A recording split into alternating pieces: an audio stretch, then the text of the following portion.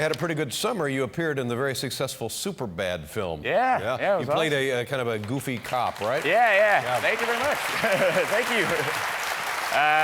It was me and Seth Rogen played these cops, and very entertaining. It was very fun. Now, when, does it happen? And I don't know much about films, but when you have a role like that, and then you're out in the real world and you're recognized, do you ever come across people you've portrayed? Like, did the police ever come up to you and say, "What was the deal on that?" Or that? You know? In New York, especially. I remember I was on the Lower East Side, and I was just standing waiting to cross the street, and a New York police car drove by me, and it was like, and it just reversed right back.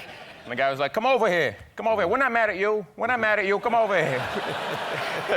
I was like, "Oh, we love your movie, but you know the scene in the movie where you're sitting on the bed with the naked nerd? You know, it's you and the naked nerd on the." And I go, "Oh yeah, McLovin, yeah." And he was like, and you're like, "Cops are good people too. We wish we could say that to every knucklehead we bust." And I was like, "Oh, thank you very much." Like, we were at the same park, drinking the drugs, smoking the reefer, but you gotta grow up. You gotta grow up. And I was like, "Oh, yeah.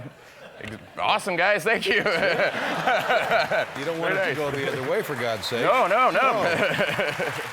You're from Oklahoma?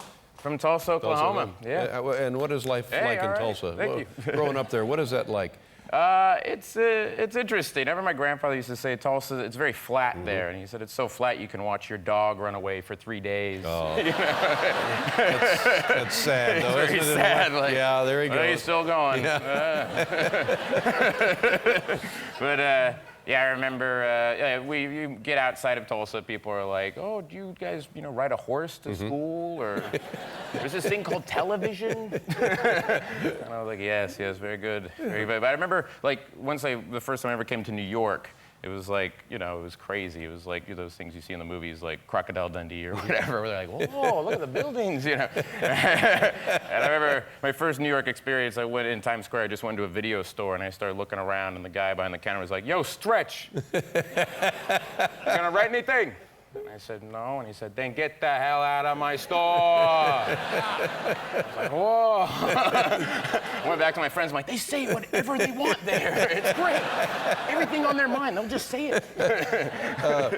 So how did you, when did you finally move to New York City? I moved to New York City for Saturday Night Live. Saturday Night Live. I was in LA, and I was in a You're working there, and then you get the audition for Saturday Night Live? Yeah, Megan Mullally got me the audition for Saturday Night Live. She was awesome, and she saw me in a sketch group and said, "I'll call up Lauren." So I went, and for my audition, they said you have to do 3 impressions, 3 characters.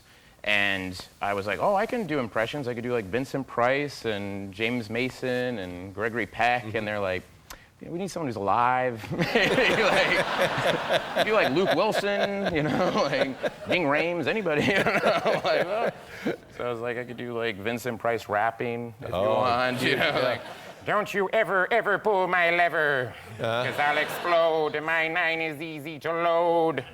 Like, Mama said knock you out, anything like that. Yeah. How, and how was the audition received? Obviously you got the gig, but... Yeah, it was received all right. I remember like when we actually did Vincent Price, which was awesome. I remember Laura Michaels saying, "I'm very happy with this, Bill, but why now?"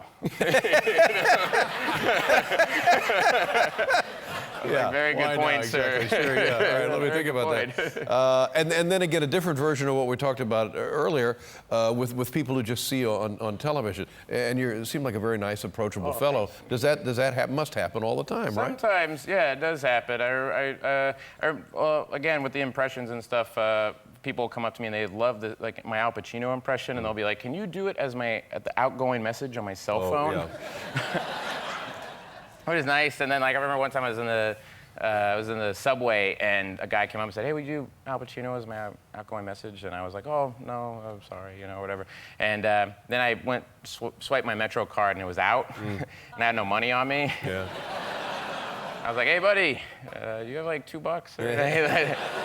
3 minutes later, it's like, "Derek is not in right now."